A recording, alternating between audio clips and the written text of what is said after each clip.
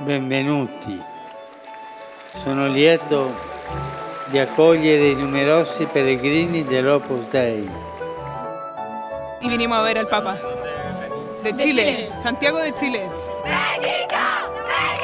Okay, we are from Nigeria. We came for an audience with the Holy Father. Somos salvadoreñas.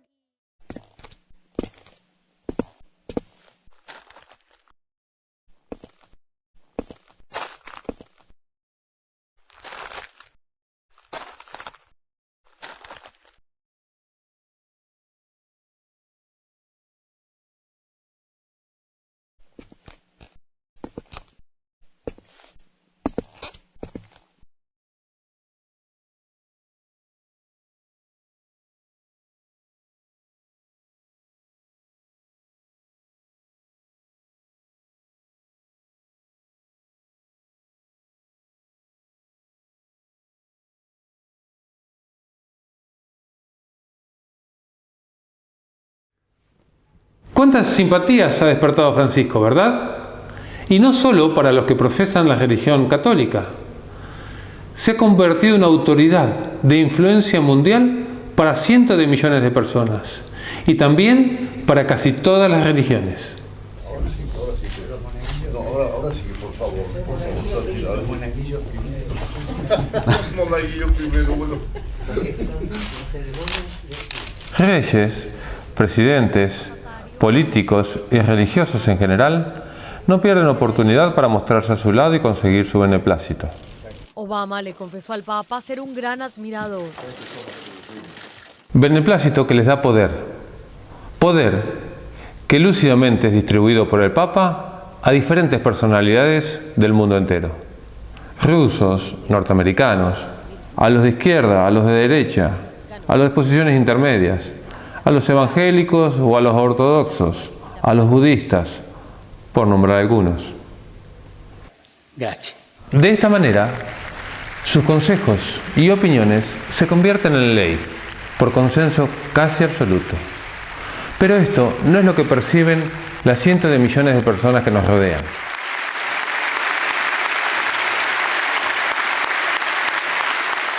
Las muchedumbres compran un manto religioso de simpatía y humildad, que con simplezas y obviedades oculta mágicamente el pasado, el presente y el futuro de un poder totalitario y corrupto que, por lo que se vislumbra, volverá a dominar el mundo.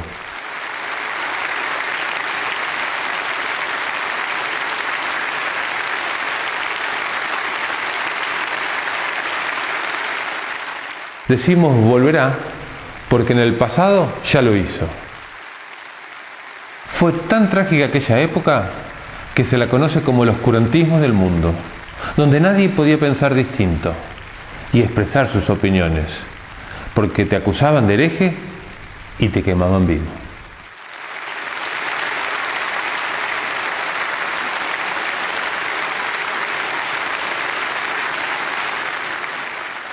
Sí, esta práctica no la inventaron los grupos terroristas de la actualidad. En impresionante cantidad de ocasiones la impuso la Iglesia romana hacia sus críticos, entre otras muchas horribles prácticas homicidas.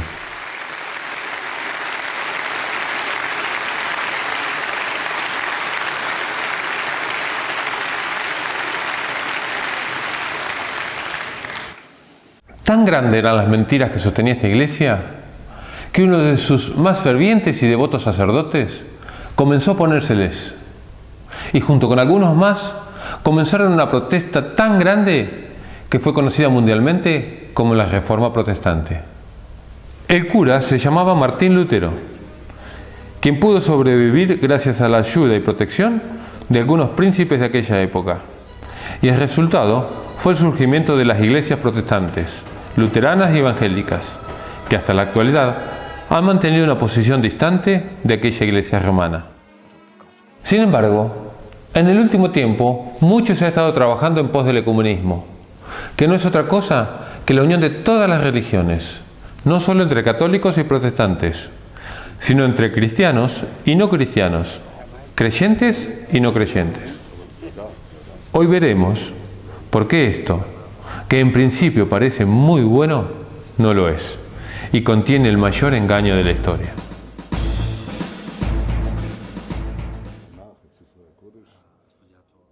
El amor y la unidad entre los hijos de Dios son muy buenos y esenciales. Jesús, estando con sus discípulos la noche antes de morir, oró por esto. Él dijo: No ruego solamente por ellos, sino también por los que, gracias a su palabra, creerán en mí.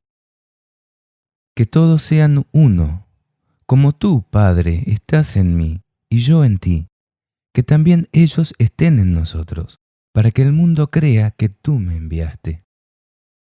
El mundo nunca creerá en un evangelio que produce enemistad y odio entre quienes dicen practicarlo. El evangelio de Cristo es en esencia amor, y ese amor debe verse entre sus seguidores. Es importante recalcar también que esta unidad, para que sea útil, tiene que darse en Jesús, de acuerdo a sus enseñanzas. Ahora, ¿por qué no es bueno el ecumenismo? Si parece la única vía lógica para encarrilar este mundo en desesperado colapso. Porque es una gran falsedad, un gran engaño. El ecumenismo, en realidad, es un movimiento político y religioso mundial que, aparentando cumplir con el mandato de Jesús que todos sean uno, y arrogándose un designio de paz, tendrá principios y fines completamente opuestos. El engaño será sublime, mundial y casi total, porque prometerá paz, amor y unidad en un momento en que el mundo se cae a pedazos. La Biblia describe este movimiento como el anticristo, porque sus dirigentes hablarán en su nombre, pero poco les importará a Cristo, sus enseñanzas y su ley de amor, sino el poder y el control mundial. Es más, se opondrán a Cristo. Sabrás que no es nuevo el uso de la religión para lograr el poder en este mundo. Por ejemplo, la mayoría de las guerras que se han desatado ha sido en nombre de Dios. Sin embargo, en el último tiempo ha llamado la atención del mundo entero la gran cantidad de gestos de amistad y bondad que se han mostrado desde la Iglesia romana. Gestos con que están conquistando a multitudes. En una muy inusual maniobra, el Vaticano cambia su cabeza visible y comienza a ejecutar un plan muy estudiado y planificado, en pos de retomar el poder que ejercían en la Edad Media. ¿Qué sustento o pruebas tenemos para hacer tal afirmación? Muchas, pero te enumero 3 que nos parecen fundamentales y luego las analizamos. En primer lugar, porque la Iglesia romana ha cambiado, ha adulterado, ha torcido la ley de Dios. Sí, aquellos 10 mandamientos que Dios escribió con su propio dedo. Y no solo eso, sino que enseñan falsas doctrinas que promueven cultos paganos. En segundo lugar, porque el Papa y la Iglesia romana ocupan el lugar de Dios en la mente de las personas y se alían con poderes ocultos para gobernar el mundo. Y por último, porque la Biblia describe y condena claramente a esta iglesia engañadora, que a lo largo de la historia, en vez de promover la voluntad de Dios, ha procurado el poder. Y no solo ha alejado a las personas de Dios, sino también ha perseguido y asesinado cruelmente a millones de personas. ¿Te parece imposible algo de no creer? Pon mucha atención, porque a partir de ahora te demostraremos cómo todo esto es la cruda realidad.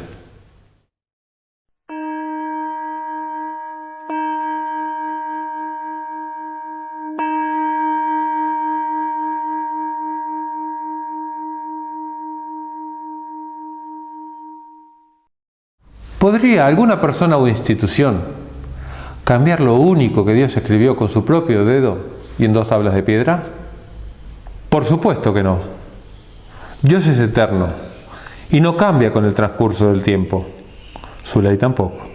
Si le preguntamos a Jesús, Él nos afirma categóricamente: No piensen que vine para abolir la ley o los profetas. Yo no he venido a abolir, sino a dar cumplimiento.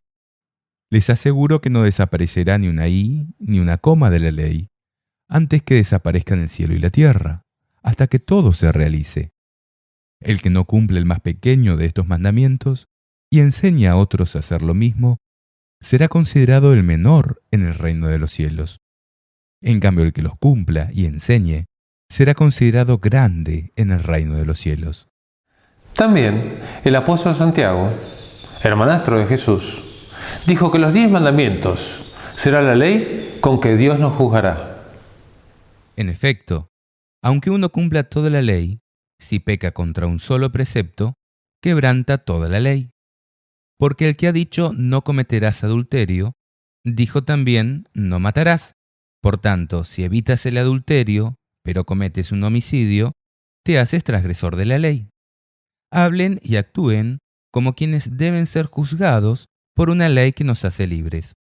Sin embargo, según la doctrina de la Iglesia romana, el Papa es de tan grande autoridad y poder que puede modificar, explicar o interpretar aún las leyes divinas.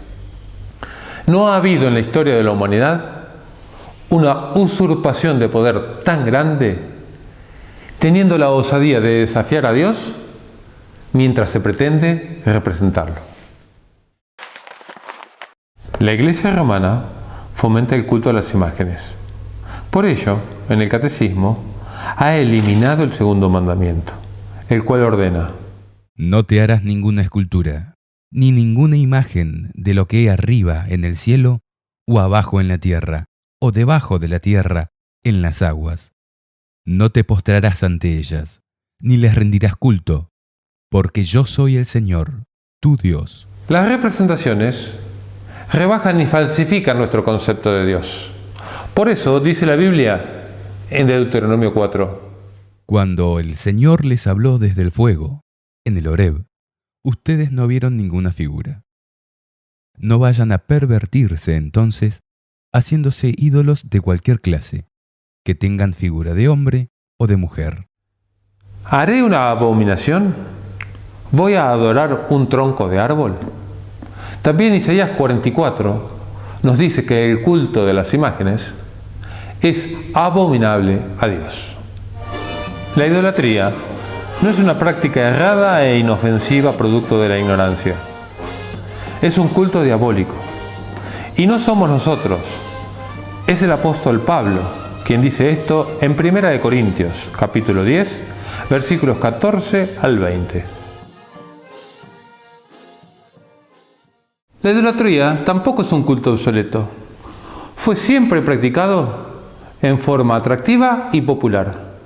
Por eso, la Iglesia romana lo incorporó de lleno a sus ritos. Es más, el Apocalipsis revela que el culto de las imágenes será practicado hasta el fin del mundo, aún en medio de las plagas de los últimos días. Dice: y el resto de los hombres que no habían sido dañados por las plagas, no se arrepintieron de sus obras, ni dejaron de adorar a los demonios y a los ídolos de oro, de plata, de bronce, de piedra y de madera, que son incapaces de ver, de oír y de caminar.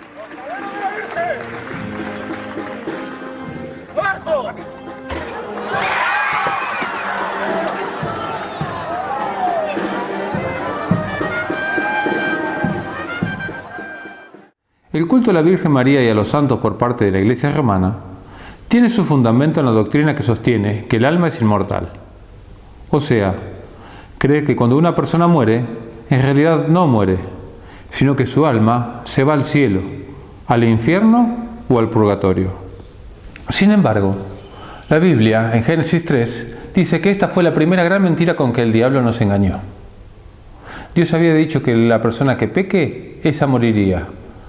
Y el diablo, disfrazado de serpiente, fue el primero en negar esto y afirmar que en realidad no moriríamos, sino que pasaríamos a un mejor estado. La serpiente era el más astuto de todos los animales del campo que el Señor Dios había hecho. Y le dijo a la mujer: ¿así que Dios les ordenó que no comieran de ningún árbol del jardín? Y la mujer les respondió: podemos comer los frutos de todos los árboles del jardín. Pero respecto del árbol que está en medio del jardín, Dios nos ha dicho: no coman de él ni lo toquen, porque de lo contrario quedarán sujetos a la muerte. Y la serpiente dijo a la mujer: no morirán. Dios sabe muy bien que cuando ustedes coman de este árbol, se les abrirán los ojos y serán como dioses, conocedores del bien y del mal. La inmortalidad del alma es una doctrina de origen totalmente pagano. Los egipcios creían en ella y por eso se destacaron por su culto a los muertos. Luego la fomentaron los filósofos griegos y a esto la siguieron los romanos. Por último, San Agustín trató de armonizar la filosofía griega con el cristianismo y el resultado fue la incorporación del paganismo dentro del cristianismo. A la doctrina de la inmortalidad del alma, otras religiones orientales, como los budistas, los hinduistas y el espiritismo moderno, agregan la creencia de la reencarnación como un modo de evolución o perfeccionamiento. Pero esta idea es totalmente ajena a la palabra de Dios. Dice la Biblia: El destino de los hombres es morir una sola vez, después de lo cual viene el juicio. Satanás y sus demonios son muy astutos enemigos. Rara vez se presentan tal cual son. Muchas veces toman disfraces bellos y atractivos. Uno de ellos es el de seres humanos que han muerto y supuestamente se hallan conscientes en un estado inmaterial. Y tal vez nos digan frases y cosas muy íntimas que solo ellos conocían.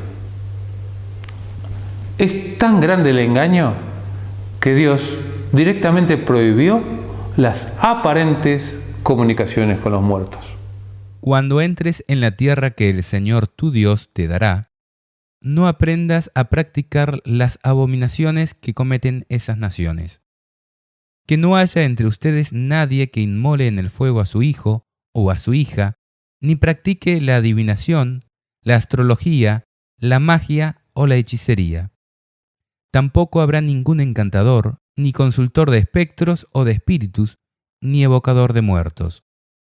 Porque todo el que practica estas cosas es abominable al Señor tu Dios. Y por causa de estas abominaciones, Él desposeerá a esos pueblos delante de ti. Dios es el único ser inmortal. Es el gran yo soy. El que tiene vida en sí mismo. El que nunca fue creado y jamás morirá. Luego, la vida de sus criaturas dependerá de una perfecta obediencia a su ley de amor. En Ezequiel, capítulo 18, verso 20, dice: el alma que pecare, morirá. Es por esto que la Biblia no enseña que tenemos un alma inmortal, sino que somos un alma mortal. En el relato de la creación, en el libro de Génesis, dice: Entonces el Señor Dios moldeó al hombre con arcilla del suelo y sopló en su nariz un aliento de vida. Así el hombre se convirtió en un ser viviente. Es por eso que cuando una persona muere, su alma deja de ser. Dice la Biblia: Sí, acuérdate de él antes que se corte la hebra de plata y se quiebre la ampolla de oro, antes que se haga pedazos el cántaro en la fuente y se rompa la cuerda del aljibe, antes que el polvo vuelva a la tierra como lo que es y el aliento vuelva a Dios, porque Él es quien lo dio. El espíritu tampoco es un ser consciente, es la vida que Dios nos da. Por eso vuelve a Dios, que es la fuente de la vida. Y vuelve tanto el espíritu de las buenas personas como de los criminales y de los animales. Porque los hombres y los animales tienen todos la misma suerte. Como mueren los unos, mueren también los otros. Todos tienen el mismo aliento vital, y el hombre no es superior a las bestias, porque todo es vanidad. Todos van hacia el mismo lugar. Todo viene del polvo y todo retorna al polvo. ¿Estamos diciendo con esto que no hay esperanza después de la muerte? De ninguna manera. La Biblia nos da la mayor esperanza de vida después de la muerte, pero no está basada en la teoría de la inmortalidad del alma, sino en la resurrección de los muertos. Jesucristo dice: Yo soy la resurrección y la vida. El que cree en mí, aunque muera, vivirá. Jesús comparó la muerte con un sueño, diciendo: nuestro amigo Lázaro duerme, pero voy a despertarlo. Sus discípulos le dijeron, Señor, si duerme, se curará. Ellos pensaban que hablaba del sueño, pero Jesús se refería a la muerte. Entonces les dijo abiertamente, Lázaro ha muerto. Hablar del regreso de Jesucristo es hablar de la resurrección. Dice la Biblia. No queremos, hermanos, que vivan en la ignorancia acerca de los que ya han muerto, para que no estén tristes como los otros, que no tienen esperanza.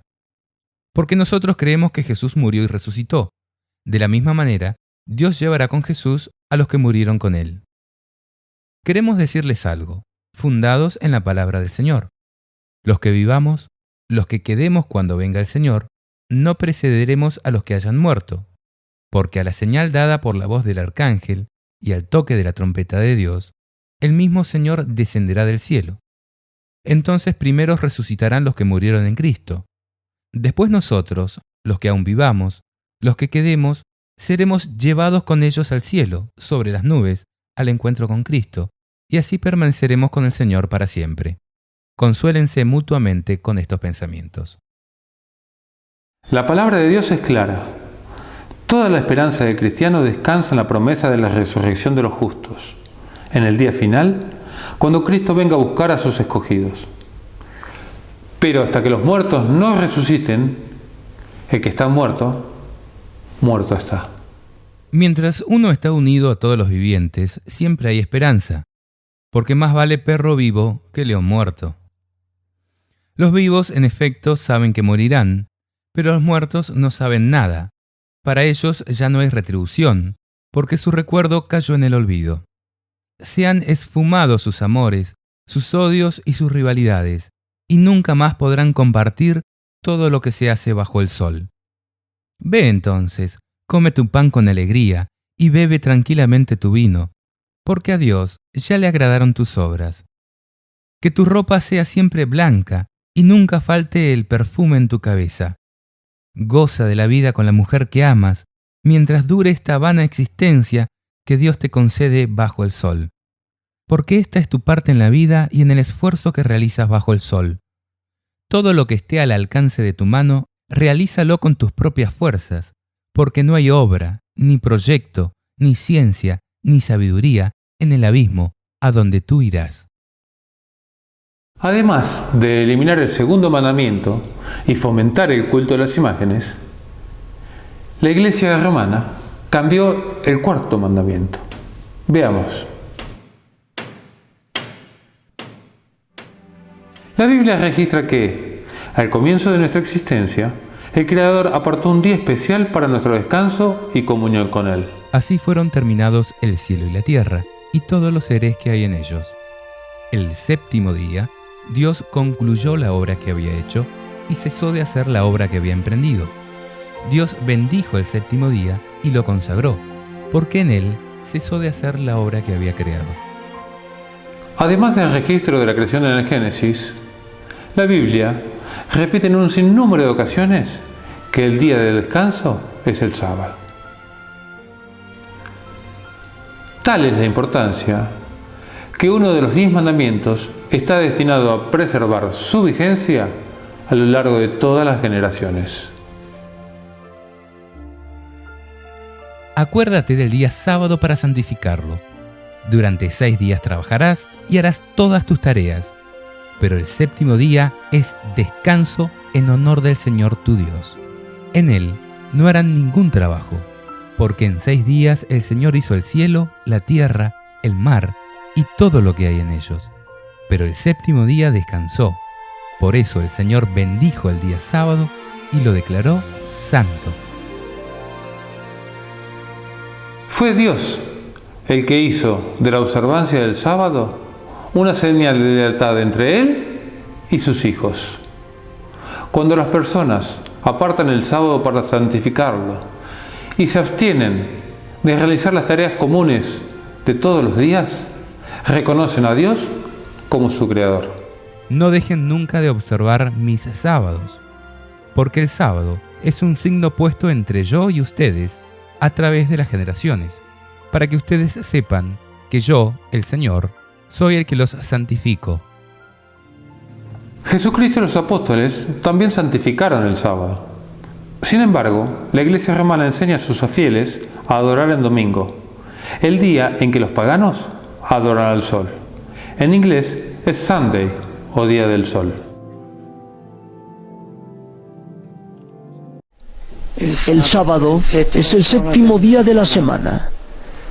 Después de 6 días en los que el hombre participa en cierto modo del trabajo de la creación de Dios, el sábado es el día del descanso. El sábado, el séptimo día, es sustituido ahora por el primer día. Como día de la asamblea litúrgica, es el día del encuentro con Dios mediante Jesucristo, el cual en el primer día, el domingo, se encontró con los suyos como resucitado, después de que hallaran vacío el sepulcro. La estructura de la semana se ha invertido. Ya no se dirige hacia el séptimo día para participar en él del reposo de Dios. Inicia con el primer día como día del encuentro con el resucitado. Este cambio es un hecho extraordinario. Si se considera que el sábado, el séptimo día, como día del encuentro con Dios, está profundamente enraizado en el Antiguo Testamento. El Catecismo afirma que este cambio fue realizado en honor a la resurrección de Cristo. Sin embargo, ni Jesús ni los apóstoles ordenaron este cambio. Y afirman, si los protestantes siguieran la Biblia, ellos rendirían culto a Dios en el día sábado. Al guardar el domingo, ellos están siguiendo una ley de la Iglesia Católica. Sin embargo, la bendición de Dios es prometida a quienes descansan en su día santo. Si dejas de pisotear el sábado, de hacer tus negocios en mi día santo, si llamas al sábado delicioso y al día santo del Señor honorable, y si lo honras absteniéndote de traficar, de entregarte a tus negocios y de hablar ociosamente, entonces te deleitarás en el Señor, y yo te haré cabalgar sobre las alturas del país, y te alimentaré con la herencia de tu padre Jacob, porque ha hablado la boca del Señor.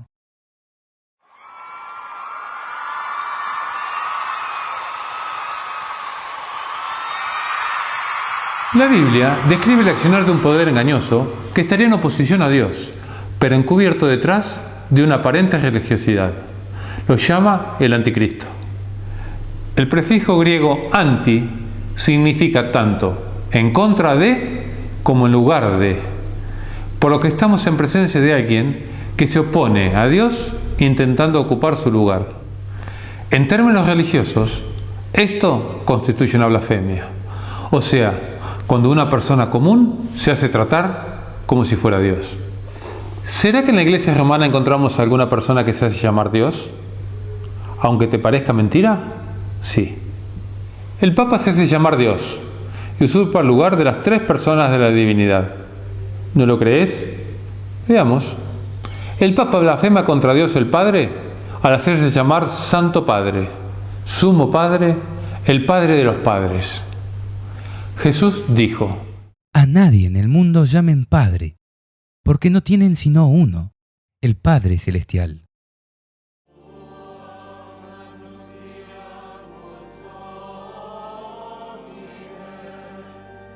El Papa blasfema contra Dios Hijo al hacerse llamar Sumo Pontífice, lo que equivale a decir Sumo Puente, Sumo Intercesor, título que corresponde únicamente a Jesús. Dice la Biblia en 1 de Timoteo, capítulo 2, versículo 5. Hay un solo Dios y un solo mediador entre Dios y los hombres, Jesucristo, hombre también, que se entregó a sí mismo para rescatar a todos.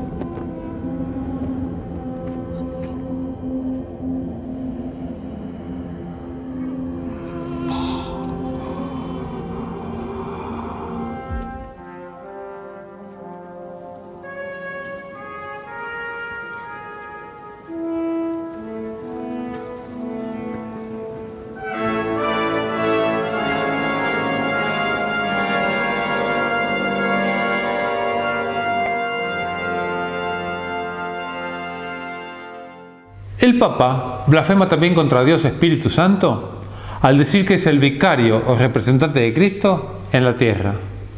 Jesús dijo: El Espíritu Santo, que el Padre enviará en mi nombre, les enseñará todo y les recordará lo que les he dicho.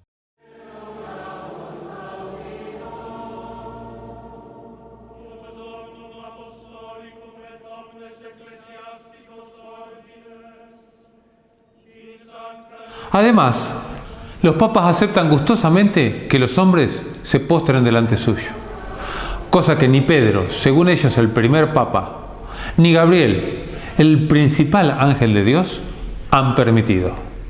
Veamos algunos pasajes. Cuando Pedro entró, Cornelio fue a su encuentro y se postró a sus pies. Pero Pedro lo hizo levantar, diciéndole: «Levántate, porque yo no soy más que un hombre». Entonces yo caí a sus pies para adorarlo, pero él me advirtió: «Cuidado, no lo hagas, porque yo soy tu compañero de servicio. Es a Dios a quien debes adorar».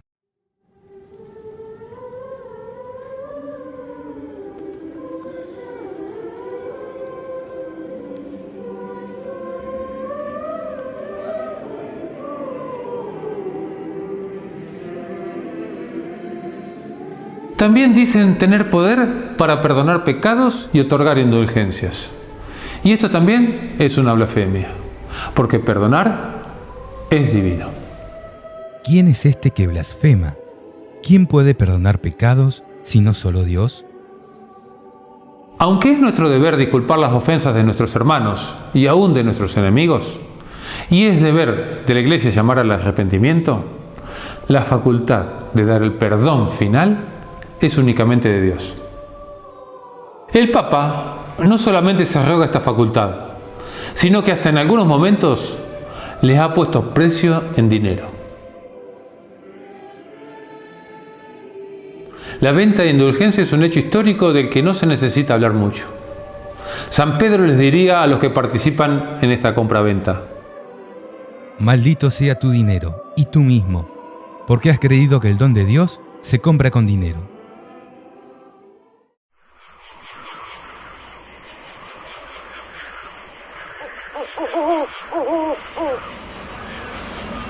Al iniciar Jesús su ministerio, Satanás le mostró los reinos del mundo y le dijo: Si me veneras y te postras ante mí, te daré el mundo entero.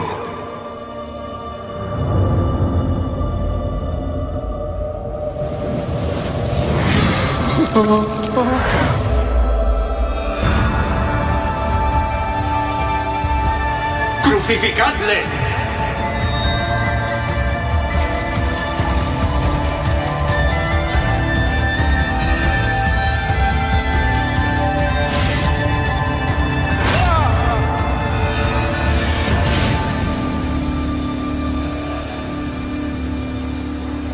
Apártate de mí, Satanás.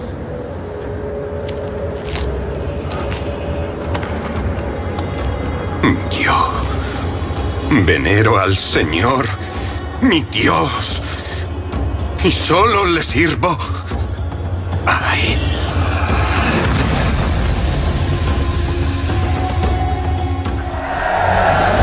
Tiempo más tarde, cuando Judas, el traidor, quiso unirse a sus discípulos, Jesús le dijo: Los zorros tienen sus cuevas y las aves del cielo sus nidos, pero el Hijo del Hombre no tiene dónde reclinar su cabeza. Y a poco de morir, afirmó: Rexes tú.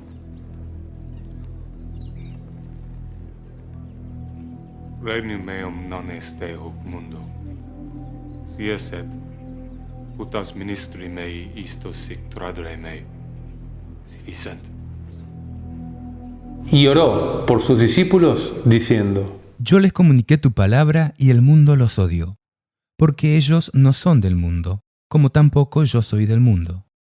No te pido que los saques del mundo, sino que los preserves del maligno. Ellos no son del mundo, como tampoco yo soy del mundo. Y si el reino de Dios no es de este mundo, el reino de la Iglesia romana tampoco es de Dios. Porque el obispo de Roma, aquel que pretende ser el vicario de Jesucristo, aceptó la propuesta que Jesús había rechazado.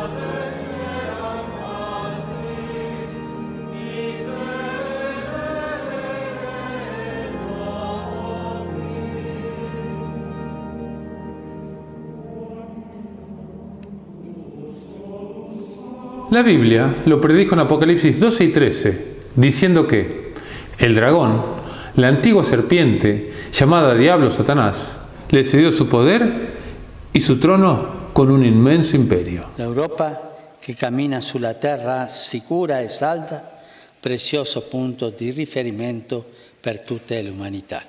Grazie. Durante siglos, la Iglesia romana entronizó a los reyes de la antigüedad.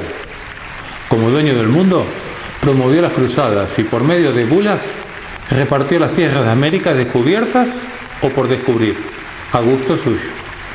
Hoy se vuelve a repetir la historia. Mira.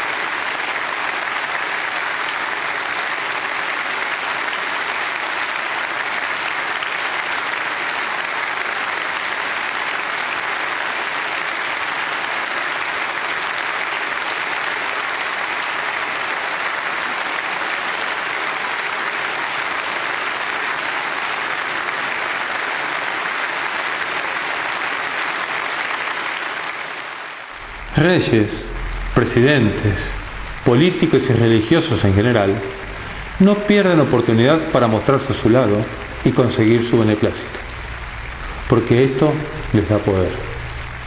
Este poder es repartido discrecionalmente por el Papa, a quienes, a su vez, también se postran ante su autoridad.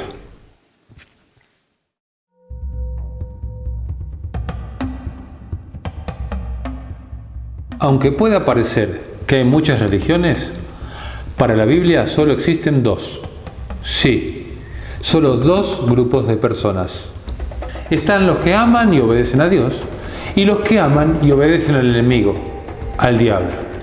Es lógico. Hay dos señores y dos iglesias. A continuación, y si ponemos interés, vamos a descubrir a cada una de ellas. Muchas veces el Apocalipsis utiliza simbologías que al principio no entendemos porque son figuras literarias con significados encubiertos a primera vista. A continuación veremos algunos casos, pero debemos tener en claro que al leer no debemos hacer interpretaciones particulares, sino que la Biblia tiene que explicarse a sí misma. Por ejemplo, cuando la Biblia hace referencia en forma simbólica a la mujer, en realidad se está refiriendo a la Iglesia de Cristo. Dice en Efesios capítulo 5, versículo 25. Maridos, amen a su esposa como Cristo amó a la Iglesia. Por esto, cuando en Apocalipsis capítulo 12 se habla de aquella mujer vestida de sol que es perseguida por el diablo, se está refiriendo a la Iglesia verdadera, que a lo largo de la historia ha sufrido las acechanzas del enemigo de Dios. Allí mismo, en Apocalipsis capítulo 12, versículo 17, se describe a los hijos de Dios como los que guardan los mandamientos de Dios y tienen el testimonio de Jesús. Pero también el Apocalipsis describe el accionar de una iglesia falsa, apóstata, que ha engañado a su esposo y se ha ido con el enemigo. La figura lógica que utiliza la Biblia en este caso es la de una mujer prostituta que va a ser condenada por Dios a causa de sus pecados. Dice: Vino uno de los 7 ángeles que tenían las 7 copas y me dijo: Acompáñame y te mostraré cómo va a ser castigada la famosa prostituta, que está sentada a la orilla de los grandes ríos. El capítulo 17 de Apocalipsis es explosivo. A medida que avancemos, te darás cuenta por qué. Si lo lees de corrido, es muy probable que no entiendas nada. Pero si te detienes y buscas el significado de cada símbolo, descubrirás el mayor engaño de la historia.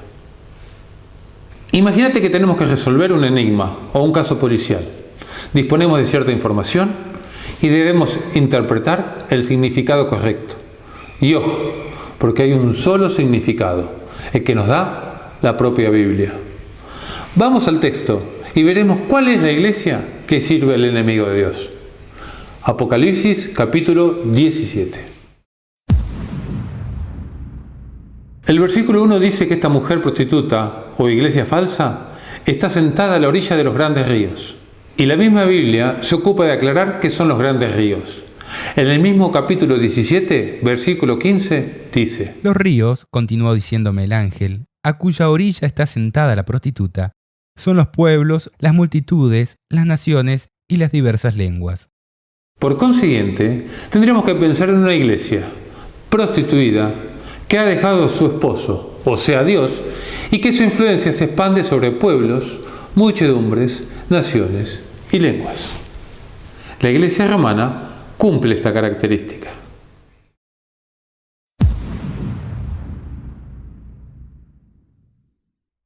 Y los reyes de la tierra han fornicado con ella. Fornicar es tener relaciones ilícitas, ¿verdad? Bueno, la Biblia dice que esta iglesia ha tenido relaciones carnales ilícitas con los gobernantes de este mundo. Piensa, ¿acaso la iglesia romana no se caracteriza por sus relaciones impropias con los gobernantes de este mundo? Buscando siempre aumentar su poder en vez de acercar a las personas a Dios.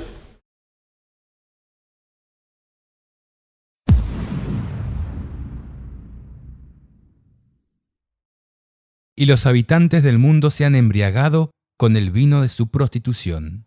Aquí la Biblia nos presenta a nosotros, los habitantes de este planeta, adormecidos, atontados a causa de sus engaños, sin poder tomar conciencia de la realidad de las cosas.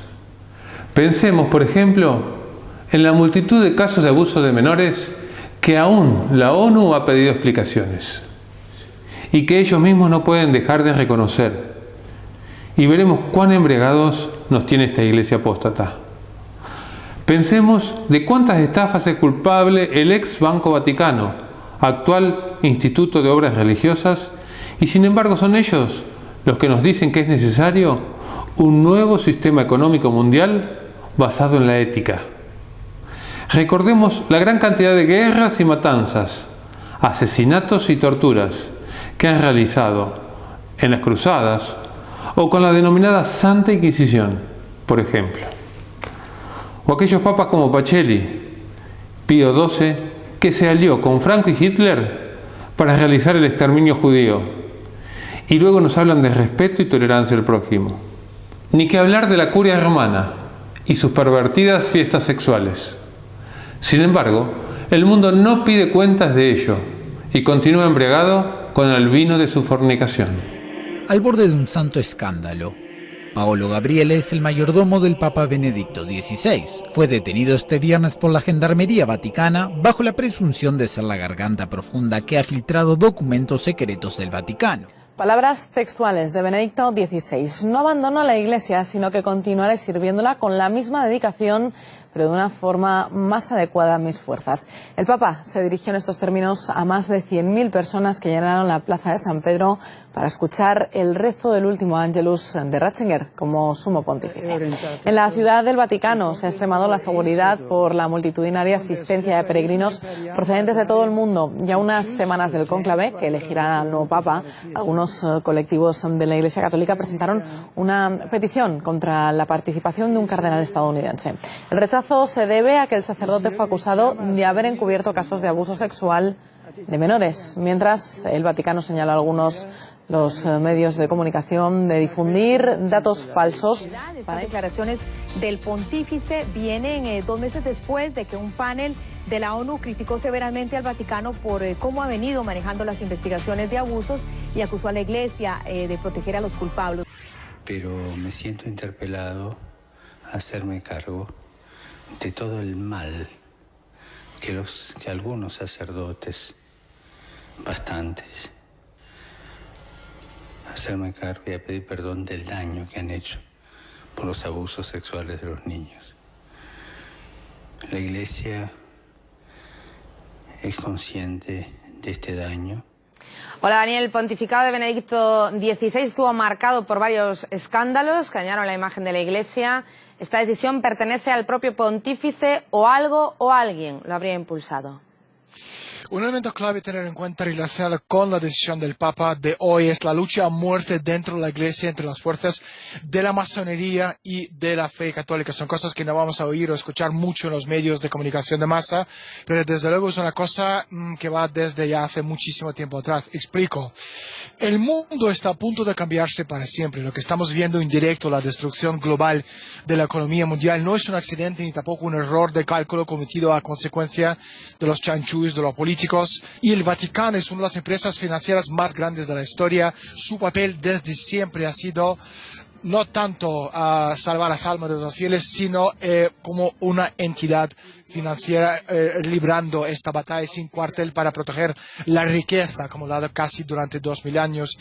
Todos están luchando por los mismos intereses, hacerse con el control del mundo. Las almas en este juego es un acto secundario.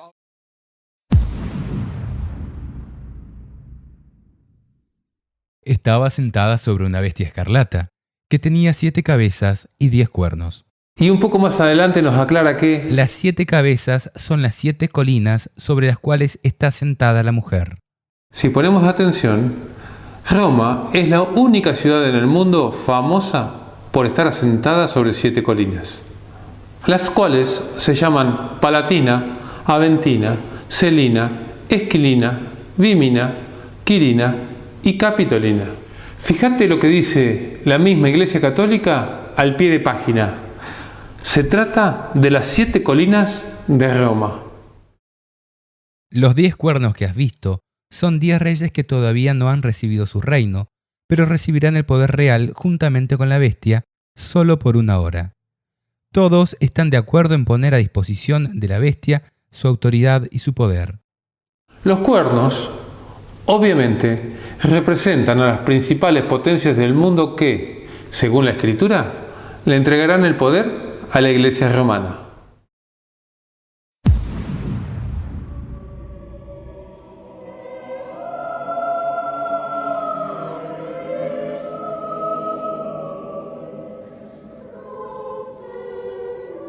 La palabra de Dios nos describe exactamente cómo se viste y se adorna esta iglesia falsa. La mujer estaba vestida de púrpura y escarlata, resplandeciente de oro, de piedras preciosas y de perlas, y tenía en su mano una copa de oro, colmada de la abominable impureza de su fornicación.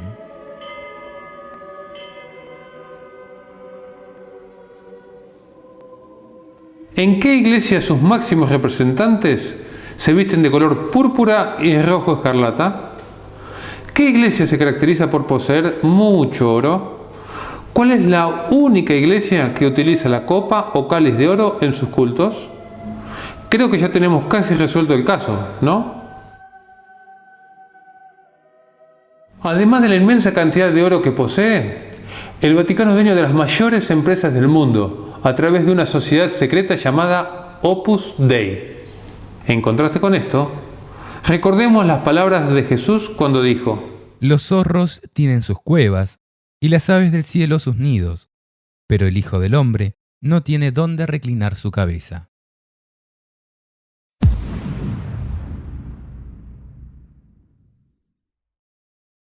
Sobre su frente tenía escrito este nombre misterioso: Babilonia la Grande, la madre de las abominables prostitutas de la tierra.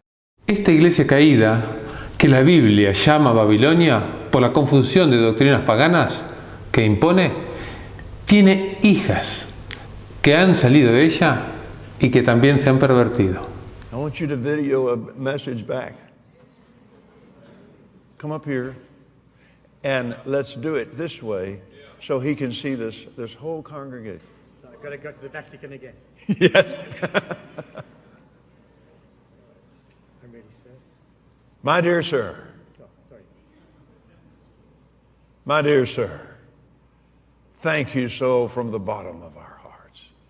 All of these leaders represent literally tens of thousands of people that love you, that believe God with you, and in answer to your request. Aquí la profecía se refiere a aquellas iglesias protestantes que hoy, lejos de aquella protesta que las distanció de la iglesia romana, vuelvan a reconocer la autoridad de su madre iglesia y se unen a ella mediante el ecumenismo.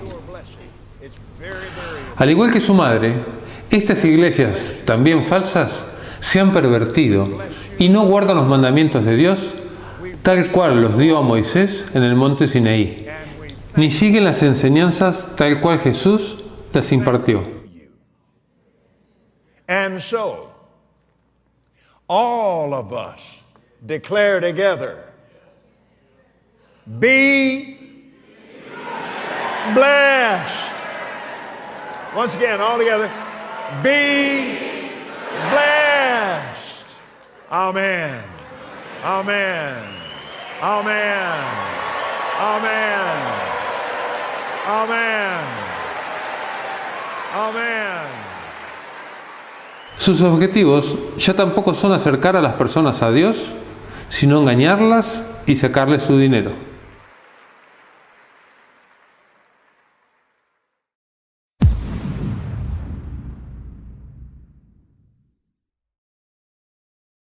Y vi que la mujer se emborrachaba con la sangre de los santos y de los testigos de Jesús. Y al verla, quedé profundamente asombrado. De la relación nefasta entre el poder político y religioso, no pudo nacer otra cosa que opresión y persecuciones. Si lees un poco de historia, verás cómo esta misma iglesia romana cometió los crímenes más horrendos que podrías imaginarte, bautizando sus asesinatos de nombres tales como Santa Inquisición o Cruzadas Evangélicas. Y todo lo hacían en nombre de Dios. A causa de ello, multitudes de personas reniegan de todo tipo de creencias religiosas.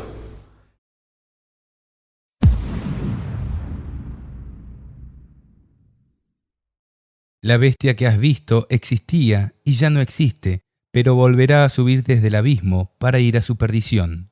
Y los habitantes de la tierra, cuyos nombres no están escritos en el libro de la vida desde la creación del mundo, quedarán maravillados cuando vean reaparecer a la bestia, la que existía y ya no existe.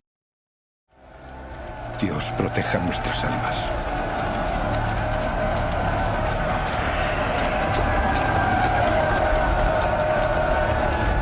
La bestia era, durante el absolutismo político y religioso que imperó durante la Edad Media.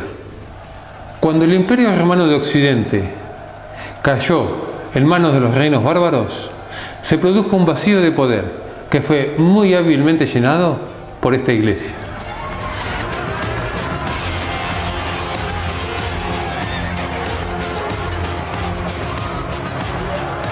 ¡No queméis las iglesias! ¡Dejad las iglesias! Desde entonces, el papado ejerció su soberanía indiscutida. Durante la Revolución Francesa, en 1798, el papado recibió su herida mortal cuando el general Berthier, al mando de Napoleón, tomó prisionero al Papa Pío VI. A partir de entonces, se quebró la hegemonía papal y más tarde, en 1870, los ejércitos de Víctor Manuel, liderados por el general Garibaldi, le confiscaron los estados pontificios en pro de la unificación de Italia. Luego, con la venida de los gobiernos constitucionales republicanos, respetuosos de las libertades individuales y con limitaciones al poder de Estado, se ha mantenido su herida abierta. Las profecías del Apocalipsis nos muestran las cosas que sucederán al final de la historia. Por eso, el ángel le muestra a Juan las cosas que sucederán cuando la bestia no es. Hoy, aunque la Iglesia romana es un factor muy importante de poder, aún no puede controlar abiertamente a las naciones. En la visión, la atención de Juan encuentra su presente precisamente en nuestro presente. Lo anterior es historia, lo posterior es futuro.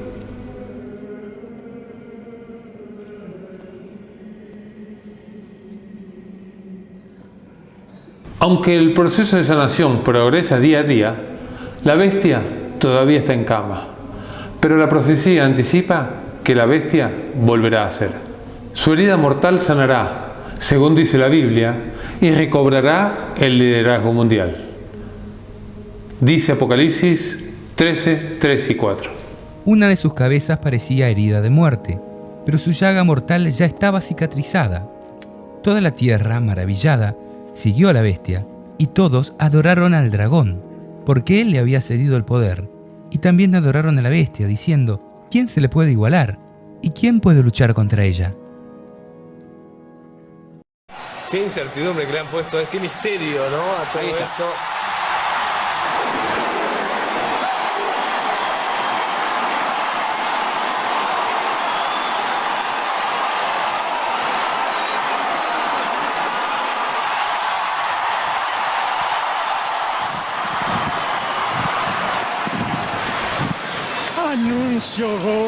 Annuncio vobis, habemus papam.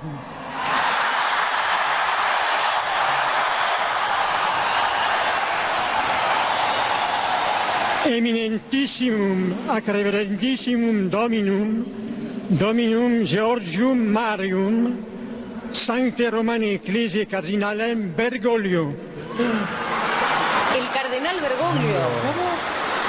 Qui sibi nomen imposuit Franciscum.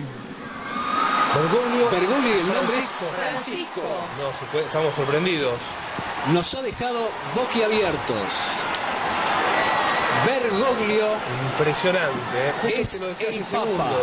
Bueno, no será difícil para nosotros, Pepe, saber la línea que tendrá la Iglesia Católica y, si no me equivoco,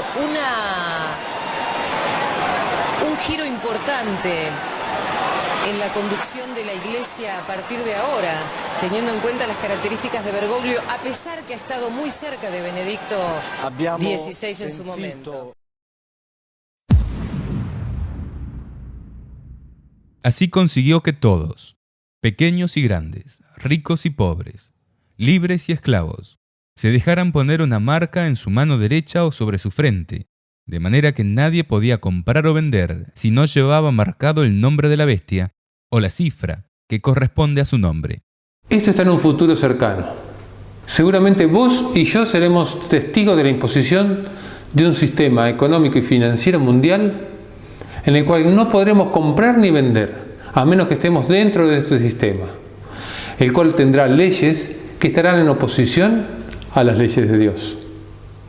Específicamente, el día domingo se impondrá como el día de descanso obligatorio para todo el mundo, y si no acatás esta normativa, se te prohibirá comerciar. Acordate lo que te digo, el día de descanso tendrá mucho que ver en este sentido.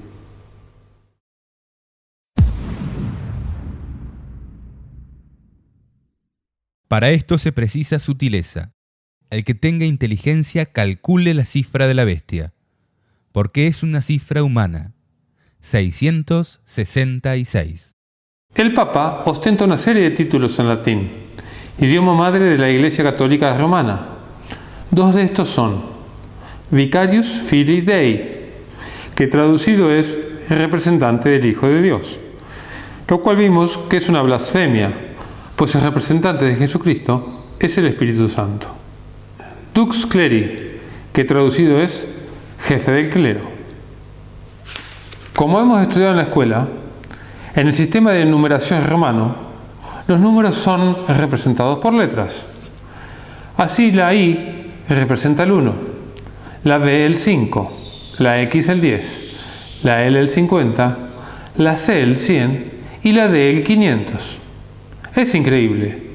Si sumamos los valores de las letras que componen los títulos que se atribuye al Papa, obtendremos exactamente 666. Veamos. Además, si queremos verificar el sistema de numeración romano, comprobaremos que si sumamos sus símbolos básicos, sin los modernos agregados, también obtenemos 666. Por si quedaba algún tipo de dudas, la Biblia concluye diciendo: y la mujer que has visto es la gran ciudad, la que reina sobre los reyes de la tierra.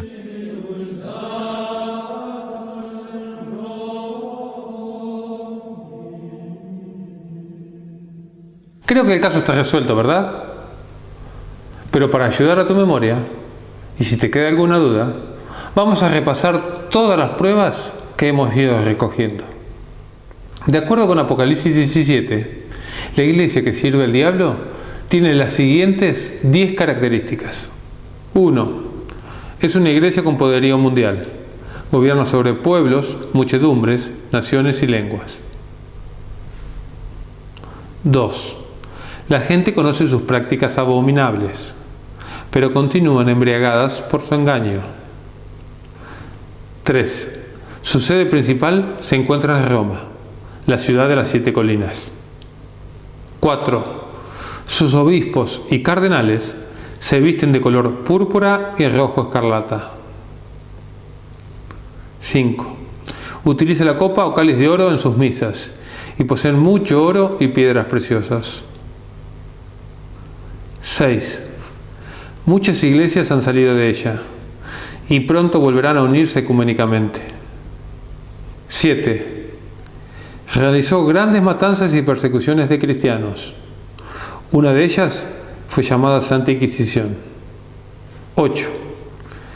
Es una iglesia que dominó el mundo, luego perdió el poder y pronto lo retomará. 9. Los presidentes de las mayores potencias del mundo le entregarán el poder y de esta manera volverá a retomar el gobierno mundial. 10. Su número es el 666 y pronto impondrán al mundo su marca a través de leyes dominicales. ¿Viste que era fuerte lo que íbamos a ver hoy? Pero no quiero terminar sin decirte un par de cosas más. Así como hemos visto claramente quién es la prostituta y sus hijas también rameras, te queremos decir que la mayoría de los hijos de Dios están en estas iglesias. Por eso Dios te advierte y te dice claramente: salid de ella, pueblo mío, para que no seáis partícipes de sus pecados y no recibáis de sus plagas. Enseguida, oí otra voz que venía del cielo y decía: ustedes, que son mi pueblo, huyan de esa ciudad,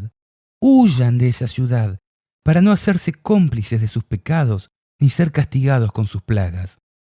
Porque sus pecados se han amontonado hasta el cielo, y Dios se ha acordado de sus iniquidades.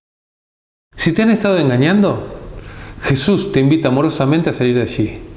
Y aunque parezca que esta iglesia va a ser la ganadora, finalmente va a ser totalmente destruida, porque pelea contra Jesús. Mirá lo que dice Apocalipsis 17:14. Ellos lucharán contra el Cordero, pero el Cordero los vencerá, porque es Señor de los señores y Rey de los reyes.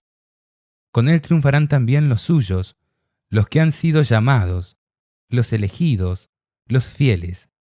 Hay mucho más para decir acerca de esta iglesia, pero eso lo dejaremos para otro momento. Ahora te invito a que medites en todo lo que hemos visto y que el Señor te ayude a tomar la decisión correcta.